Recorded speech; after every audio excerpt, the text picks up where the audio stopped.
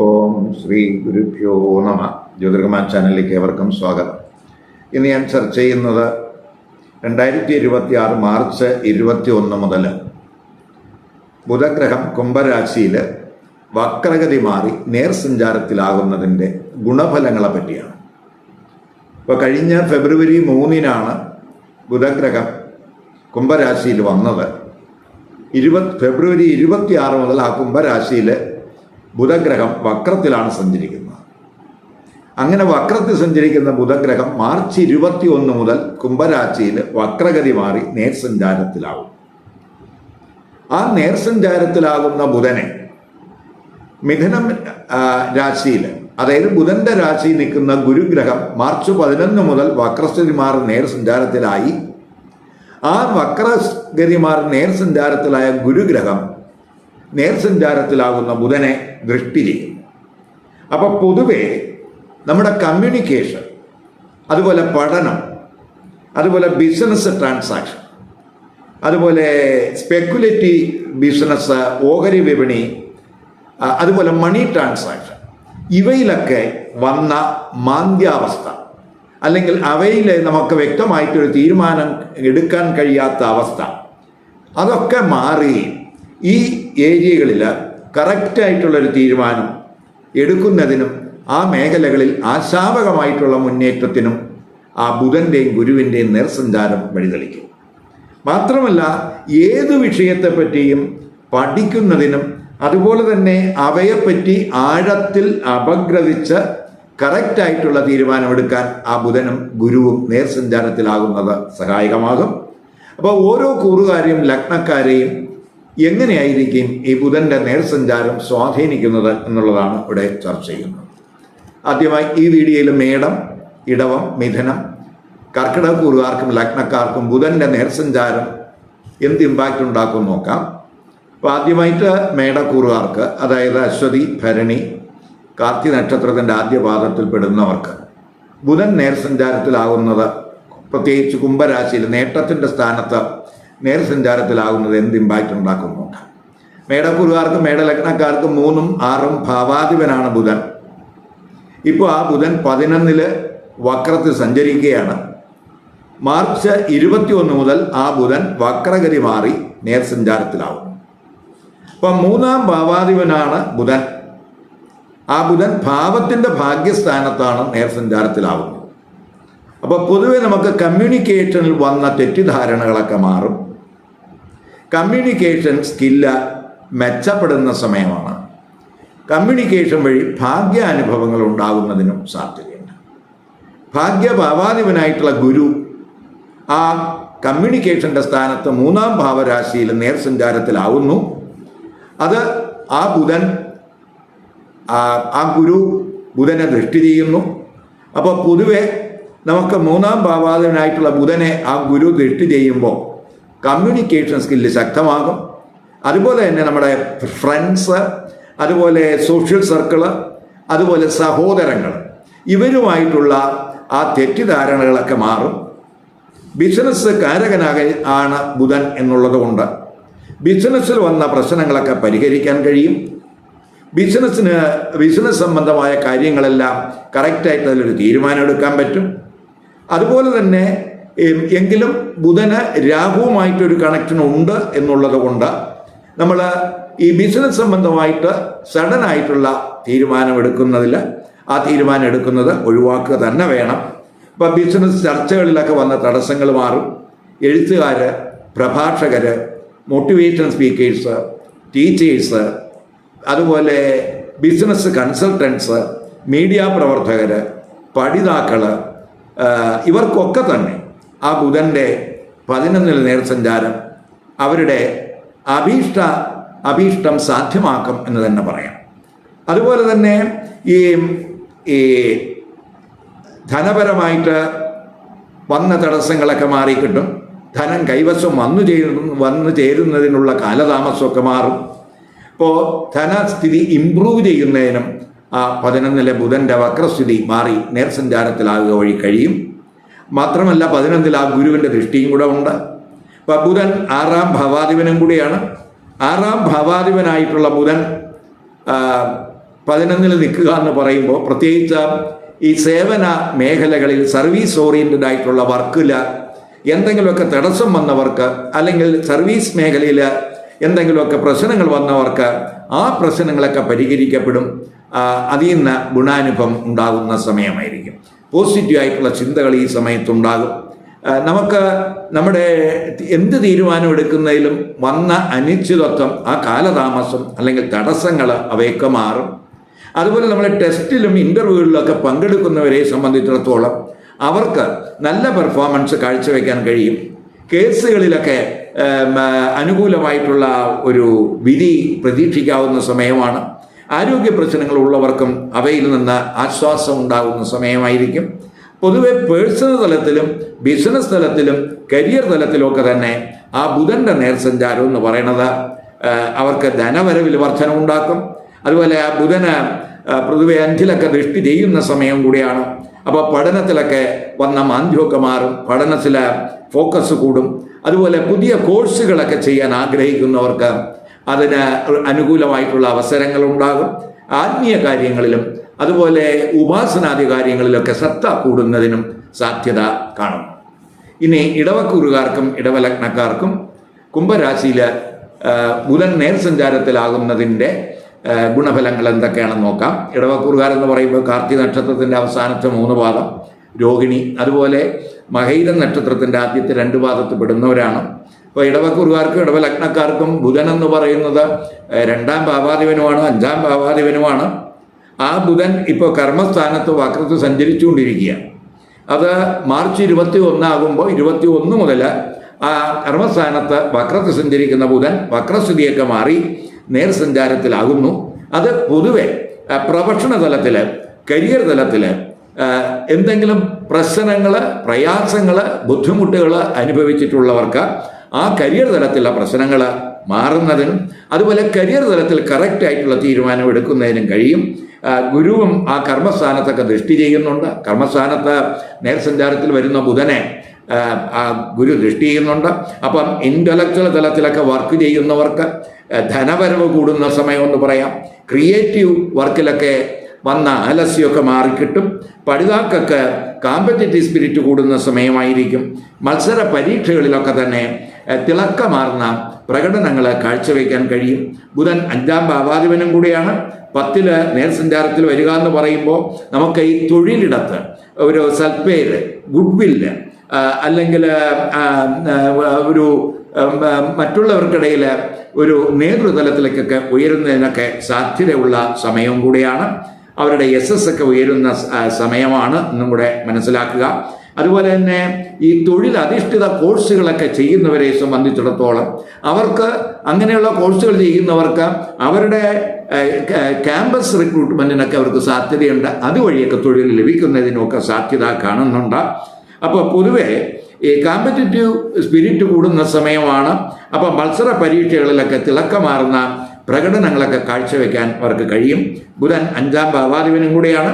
അപ്പോൾ ബുധൻ 5ാം ഭാവാധിപൻ 10-ലൊക്കെ നേർസഞ്ചാരത്തിൽ വരുമ്പോൾ പൊതുവെ നമുക്ക് തൊഴിൽപരമായിട്ട് ഗുണാനുഭവം ഉണ്ടാകുന്ന സമയമായിരിക്കും. അതുപോലെ ബിസിനസ് തലത്തിലൊക്കെ ബിസിനസ്സിൻ്റെ കാരകനും കൂടിയാണ് ബുധൻ.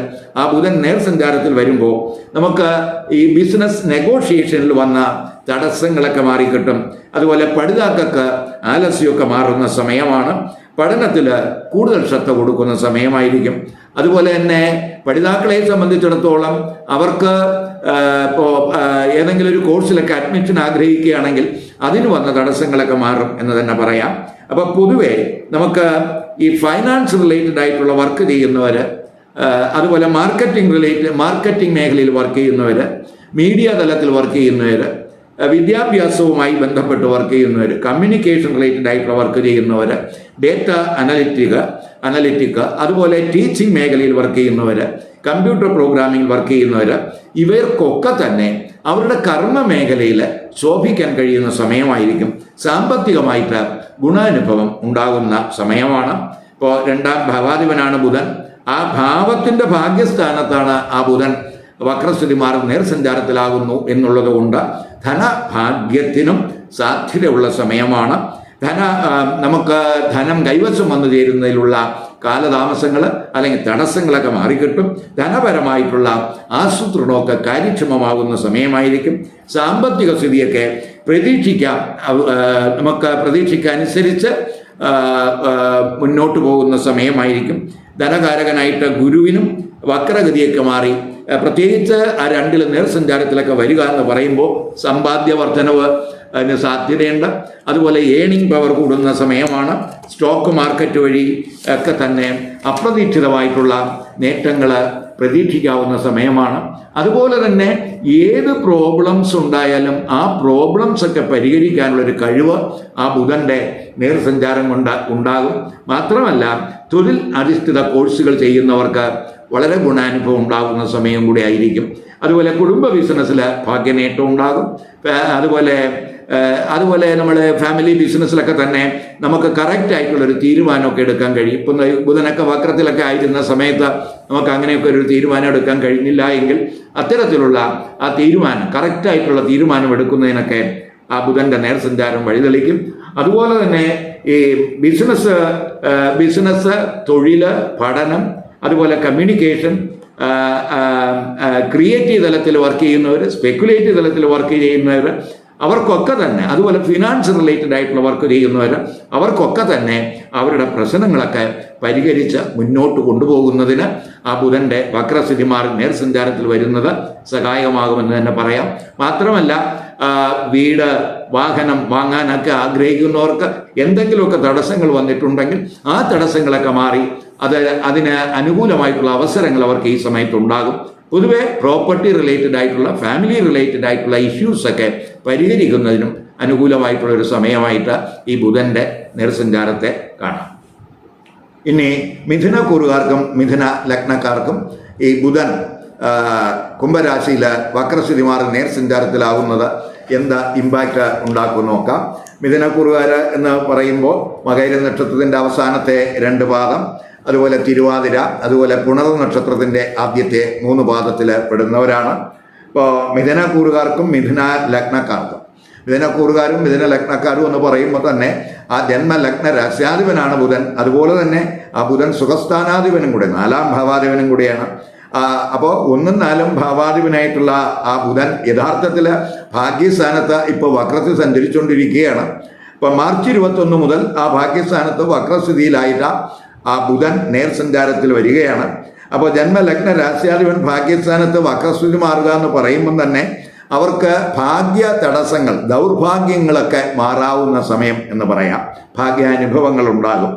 അതുപോലെ തന്നെ നമുക്ക് പൊതുവെ ജന്മരാശിയിലൊക്കെ വേഴം നിൽക്കുന്ന സമയമാണ്, വേഴം നേർസഞ്ചാരത്തിൽ സഞ്ചരിക്കുന്ന സമയമാണ്.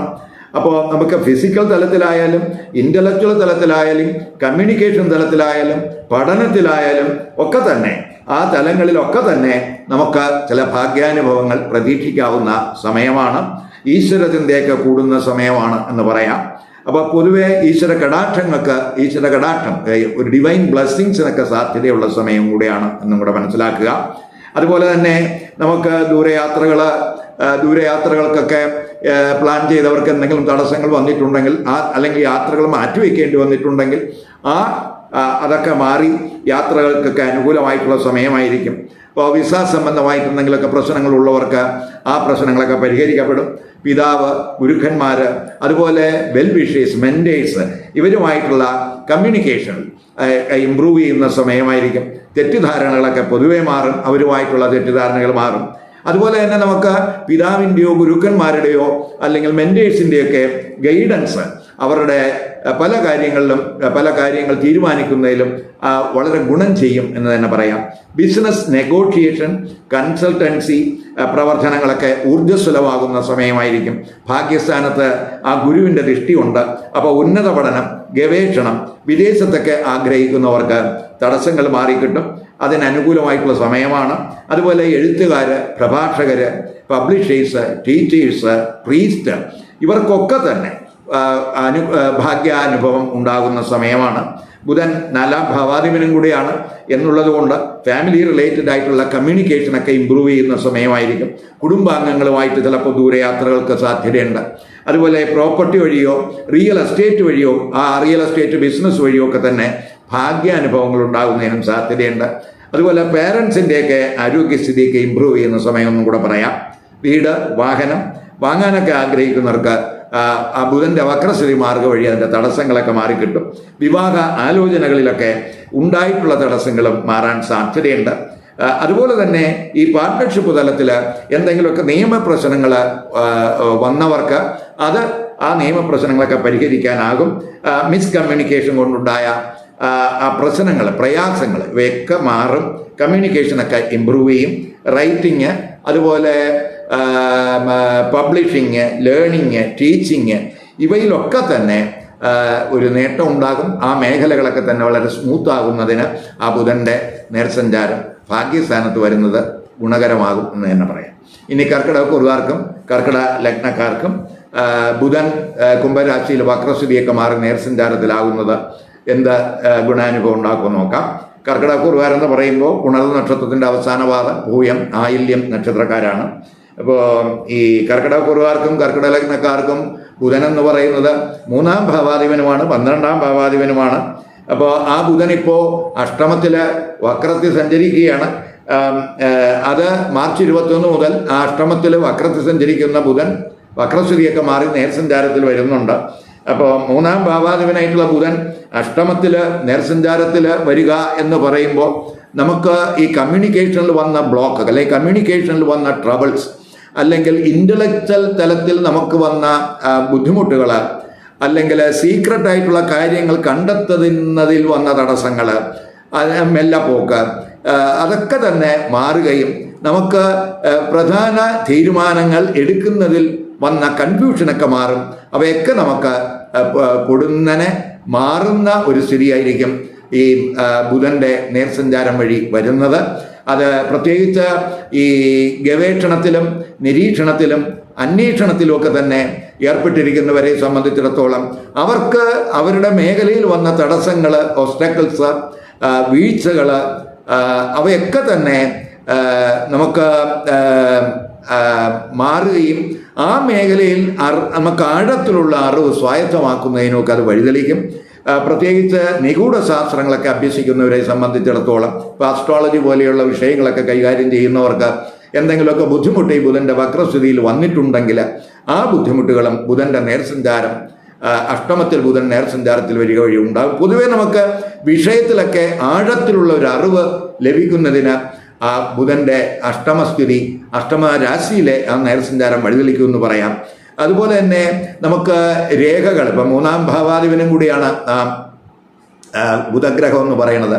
അപ്പം നമുക്കെന്തെങ്കിലും രേഖകൾ അഥവാ പ്രമാണങ്ങൾ, എന്തെങ്കിലുമൊക്കെ ഡോക്യുമെൻറ്റേഷൻ തയ്യാറാക്കുന്നതിൽ എന്തെങ്കിലുമൊക്കെ എറർ വന്നിട്ടുണ്ടെങ്കിൽ ആ എററൊക്കെ തിരുത്താനുള്ള ഒരു അവസരമായിരിക്കും നമുക്ക് ഈ ബുധൻ്റെ അഷ്ടമരാശിയിൽ നേർസഞ്ചാരം കൊണ്ട് ഉണ്ടാകുന്നത്. ബുധൻ 12-ാം ഭാവാധിപനും കൂടിയാണ്. അപ്പോൾ 12-ാം ഭാവാധിപൻ അഷ്ടമത്തിൽ നിൽക്കുക എന്ന് പറയുന്നത് അത് വിപരീത രാജയോഗമാണ്. എങ്കിലും വക്രത്തിലാണ് ഇപ്പോൾ ആ ബുധൻ സഞ്ചരിച്ചുകൊണ്ടിരിക്കുന്നത്. മാർച്ച് 21 മുതൽ ആ 12-ാം ഭാവാധിപനായ ബുധൻ അഷ്ടമത്തിൽ നേർസഞ്ചാരത്തിൽ വരികയാണ്.